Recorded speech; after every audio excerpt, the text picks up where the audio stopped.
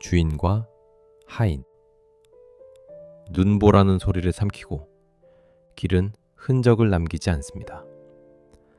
러시아의 겨울은 사람의 사정을 묻지 않습니다. 그저 지금 너는 무엇으로 버티고 있느냐, 그 사실만 드러낼 뿐입니다. 오늘 이야기에는 두 사람이 등장합니다. 주인과 하인.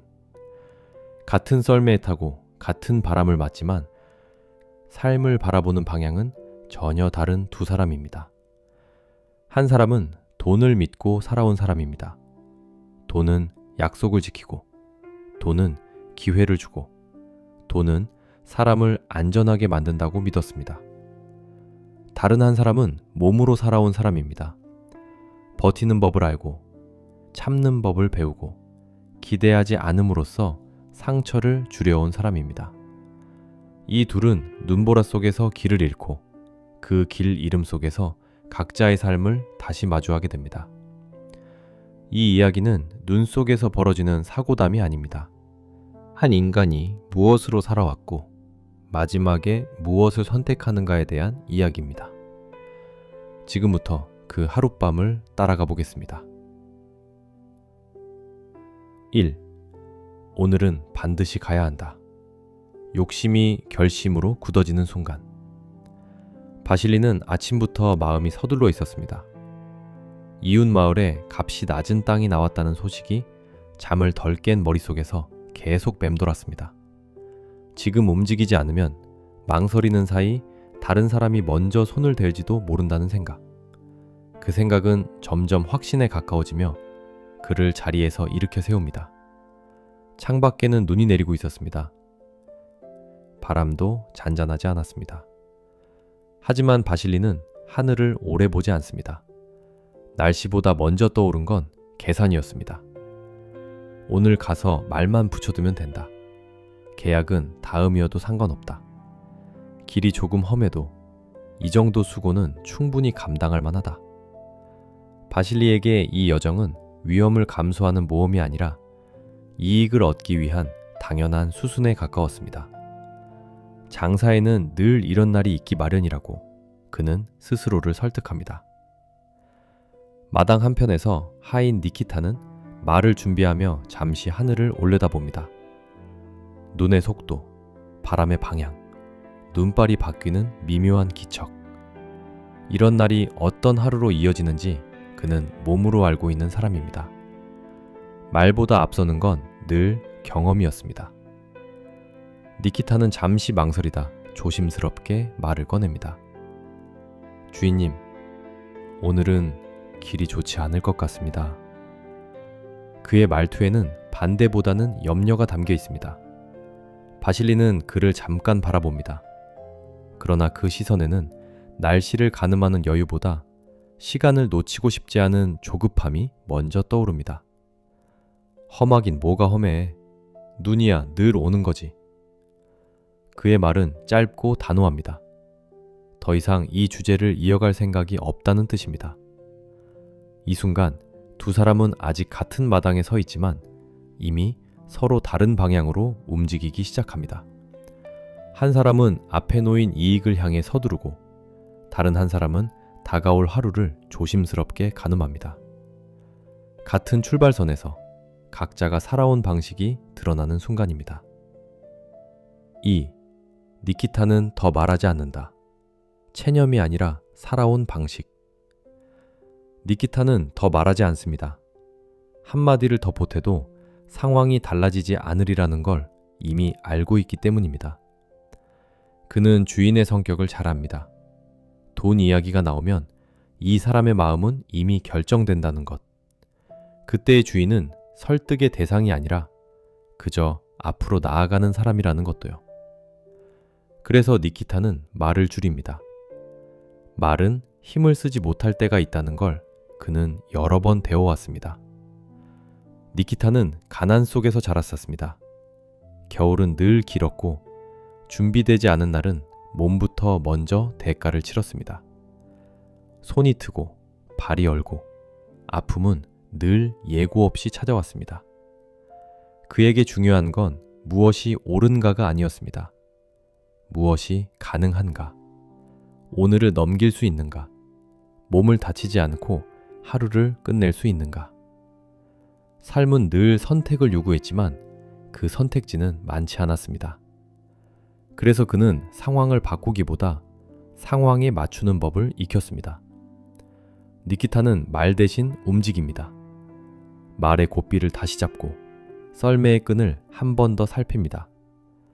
작은 느슨함이 어떤 하루를 부르는지 그는 경험으로 알고 있습니다. 그리고 마음속으로 오늘 하루를 미리 늘려봅니다. 눈보라가 길어질지도 모른다는 생각, 해가 지기 전 돌아오지 못할지도 모른다는 계산. 이 모든 준비는 희망이 아니라 대비에 가깝습니다.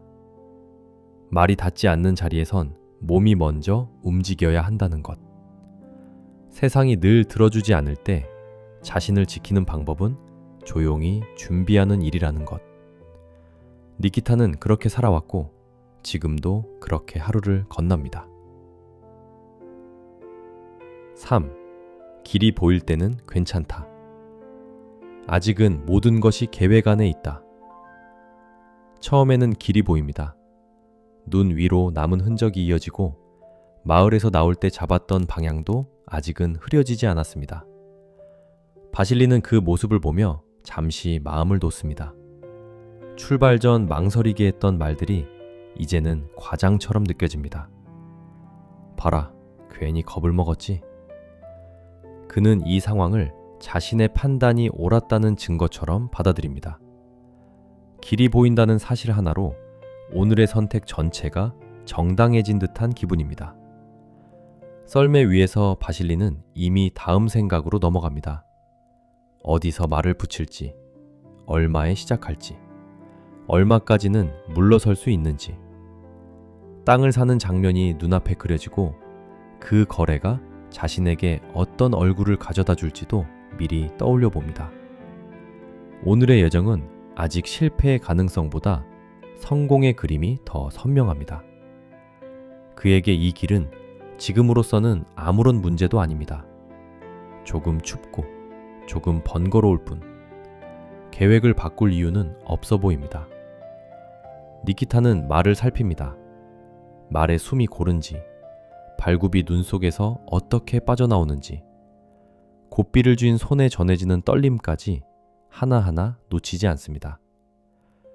그의 시선은 늘 아래에 머뭅니다. 지금 이 순간의 상태가 곧 다음 순간을 결정한다는 걸 몸으로 알고 있기 때문입니다. 바람이 불 때마다 니키타는 몸을 조금 낮춥니다. 눈이 얼굴을 때릴 때면 방향을 다시 가늠합니다. 이런 움직임은 의식적인 판단이라기보다 오래 쌓인 경험에 가깝습니다. 바실리는 이런 니키타의 모습을 굳이 신경 쓰지 않습니다. 지금은 아직 모든 것이 굴러가고 있기 때문입니다. 위만 보는 사람과 아래를 보는 사람. 같은 썰매 위에 앉아 있지만 바라보는 시간은 다릅니다. 한 사람은 앞에 있을 결과를 생각하고 다른 한 사람은 곧 닥칠 변화를 먼저 느낍니다. 길이 보일 때는 되게 괜찮아 보입니다. 그래서 사람은 지금의 상태가 조금 뒤에도 이어질 거라 믿습니다. 바실리도 그렇습니다. 아직은 모든 것이 자신의 계획 안에 있다고 생각합니다. 하지만 니키타는 겨울의 길은 보일 때보다 사라질 때가 더 빠르다는 걸 압니다. 아직 아무 일도 일어나지 않았습니다.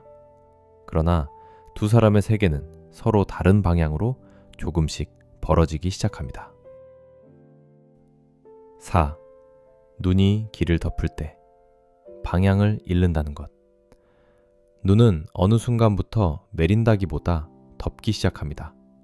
발자국 위로 쌓이고 썰매가 지나간 흔적 위로 겹쳐집니다. 처음에는 여전히 어디로 가고 있는지 알 수 있을 것 같았습니다. 바실리는 고삐를 쥔 손에 힘을 조금 더 주며 앞쪽을 바라봅니다.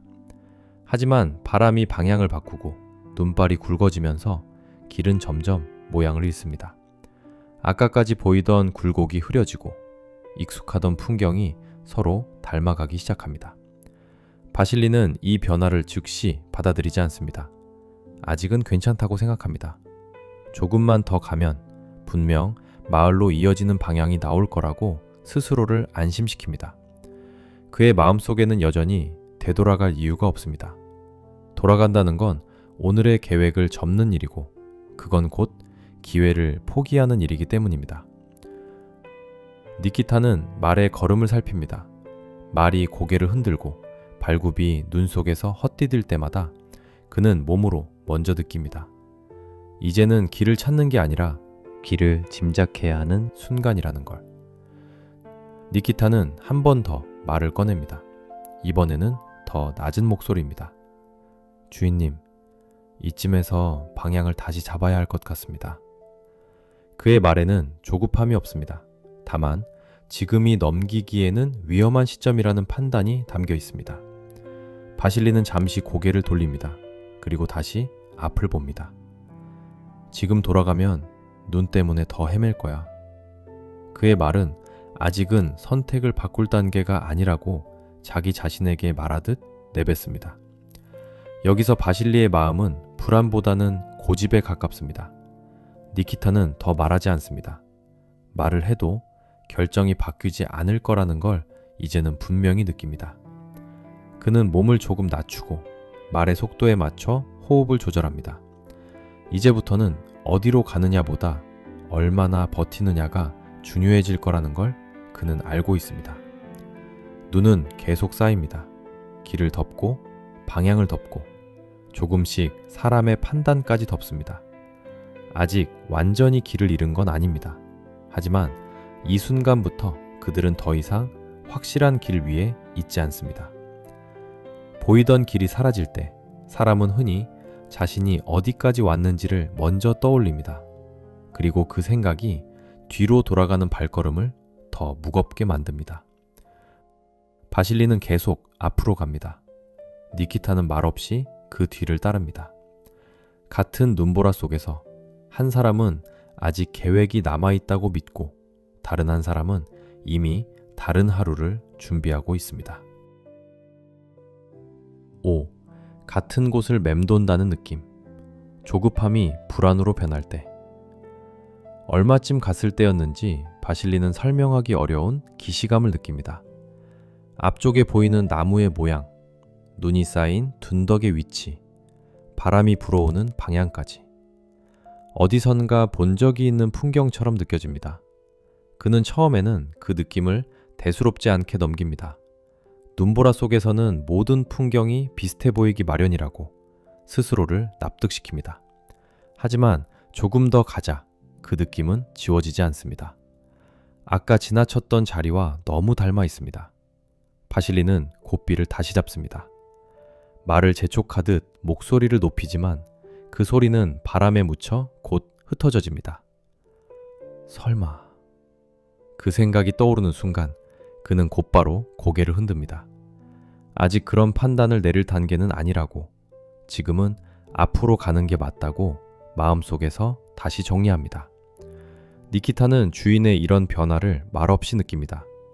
말의 움직임이 조금 빨라졌고 고삐를 쥔 손에 이전보다 힘이 들어가 있습니다. 니키타는 말의 숨을 고르며 잠시 주위를 살핍니다. 눈발은 더 굵어졌고 바람은 일정하지 않습니다.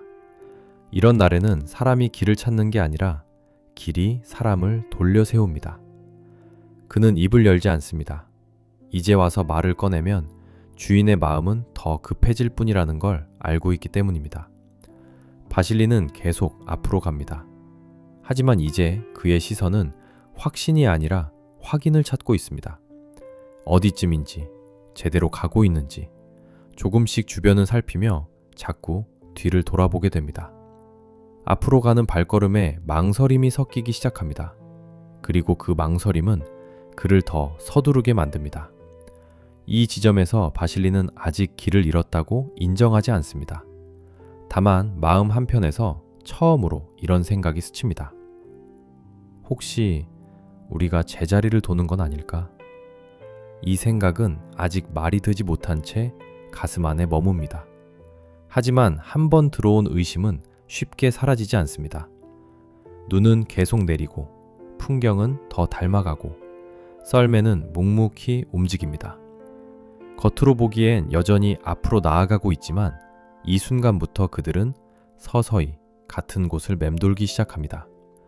그리고 그 사실을 가장 먼저 느끼는 사람은 앞을 보는 바실리가 아니라 주인의 등을 보고 있는 니키타입니다. 6. 말이 먼저 무너진다. 계산이 더 이상 통하지 않는 순간 먼저 반응한 것은 사람이 아니라 말이었습니다. 걸음이 느려지고 발굽이 눈 속에서 자꾸 헛돕니다. 숨소리는 거칠어지고 목덜미에 맺힌 땀이 곧 얼어붙습니다. 바실리는 그 변화를 뒤늦게 알아차립니다.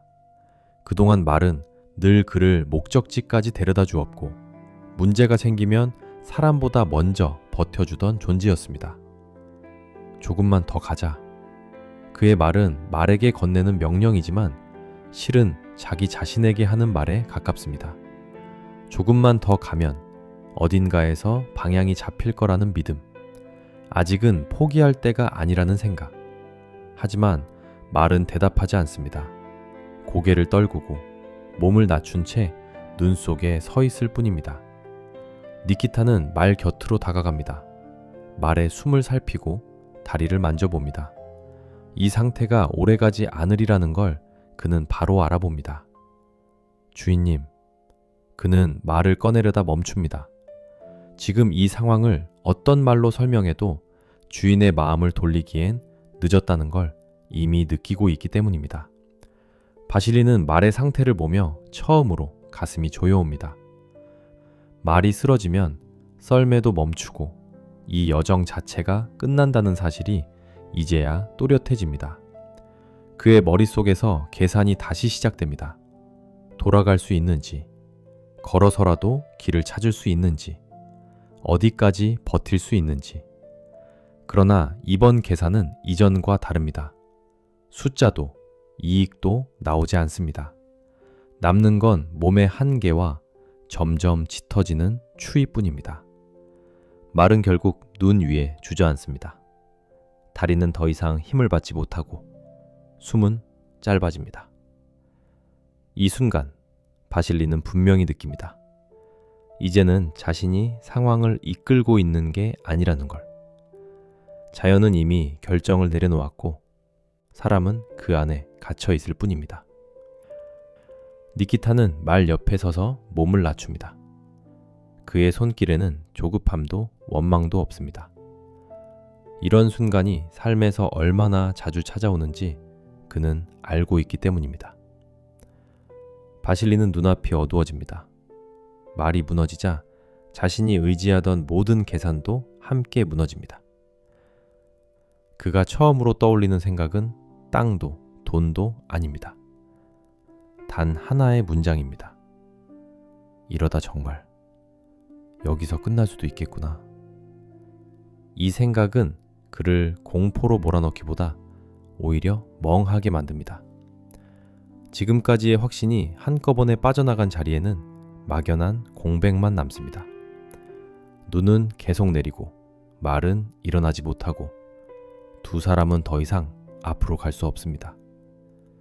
이제 이 여정은 목적지를 향한 이동이 아니라 어떻게 이 밤을 넘길 것인가의 문제가 됩니다. 그리고 이 순간부터 바실리의 마음은 이익이 아니라 살아남음으로 방향을 바꾸기 시작합니다. 7. 도망치고 싶은 마음. 인간의 가장 솔직한 순간. 말이 쓰러진 뒤 시간은 갑자기 느려집니다. 바람 소리만 또렷해지고 사람의 말은 더 이상 힘을 쓰지 못합니다. 바실리는 잠시 서 있다가 눈 위에 주저앉습니다. 숨을 고르려 하지만 가슴이 뜻대로 움직이지 않습니다. 차가운 공기가 몸 안으로 깊게 파고듭니다. 그는 고개를 들어 주변을 둘러봅니다. 아무것도 보이지 않습니다. 어디가 앞인지 어디가 뒤인지도 이제는 분간하기 어렵습니다. 그때 바실리의 시선이 니키타에게 머뭅니다. 니키타는 말 옆에 앉아 있습니다. 몸을 웅크린 채 이미 체온이 많이 빠져나간 모습입니다. 말처럼 니키타도 오래 버티지 못하리라는 걸 바실리는 알아봅니다. 그의 머릿속에서 하나의 생각이 스쳐갑니다. 지금이라도 혼자 움직이면... 그 생각은 아주 짧고 아주 빠릅니다. 누군가에게 말로 옮기기도 전에 마음속을 지나갑니다. 썰매를 두고 니키타를 두고 어디든 걸어가면 혹시 마을을 찾을 수 있지 않을까. 적어도 가만히 앉아있는 것보다는 살 가능성이 있지 않을까. 이 생각에는 악의도 증오도 없습니다. 그저 살아야 한다는 본능적인 계상입니다. 바실리는 고개를 숙입니다. 이 생각이 자신에게서 나왔다는 사실이 조금 낯설고 조금 불편합니다. 하지만 동시에 그는 부정하지도 못합니다. 지금까지의 삶에서 그는 늘 이런 방식으로 위험을 피해왔기 때문입니다. 손해가 예상되면 물러났고 불리해 보이면 방향을 바꿨습니다. 그 선택들은 대부분 옳았고 그를 여기까지 데려왔습니다. 그래서 이 생각은 오히려 익숙합니다. 니키타는 고개를 들지 않습니다. 부르지도 도와달라고 하지도 않습니다. 그 침묵은 체념이라기보다 이미 힘이 빠진 상태에 가깝습니다. 바실리는 그 모습을 보며 잠시 더 망설입니다. 지금 떠나면 니키타는 분명 살아남지 못할 겁니다. 그 사실을 바실리는 너무 잘 알고 있습니다. 눈보라는 계속되고 밤은 깊어갑니다. 선택을 미룰수록 몸은 더 식어갑니다. 바실리는 아직 결정은 내리지 못합니다. 다만 분명한 건 이 순간 그는 처음으로 자신의 마음을 숨기지 못한 채 그 마음을 똑바로 마주하고 있다는 사실입니다. 그리고 이 불편한 정직함이 곧 그를 전혀 다른 선택으로 이끌게 됩니다. 8. 쓰러짐. 더는 앞으로 갈 수 없을 때. 바실리는 일어나려다 다시 눈 위에 주저앉습니다. 다리가 말을 듣지 않고 허리에 힘이 들어가지 않습니다. 몸이 먼저 판단을 내려버린 상태입니다. 숨을 들이마실 때마다 차가운 공기가 가슴을 찌릅니다. 내쉬는 숨은 금세 하얗게 흩어지고 그조차 금방 사라집니다. 그는 이 순간을 이상하게 또렷하게 느낍니다. 아직 의식은 분명한데 몸이 하나씩 기능을 접고 있다는 느낌. 이제는 어떻게 할 것인가를 차분히 생각할 수 있는 상태가 아니라는 걸 그는 스스로 압니다. 니키타 쪽을 다시 봅니다. 니키타는 거의 움직이지 않습니다. 눈 위에 몸을 말아 작게 웅크린 채 숨만 간신히 이어가고 있습니다. 바실리는 그 모습에서 말이 쓰러졌을 때와 같은 느낌을 받습니다.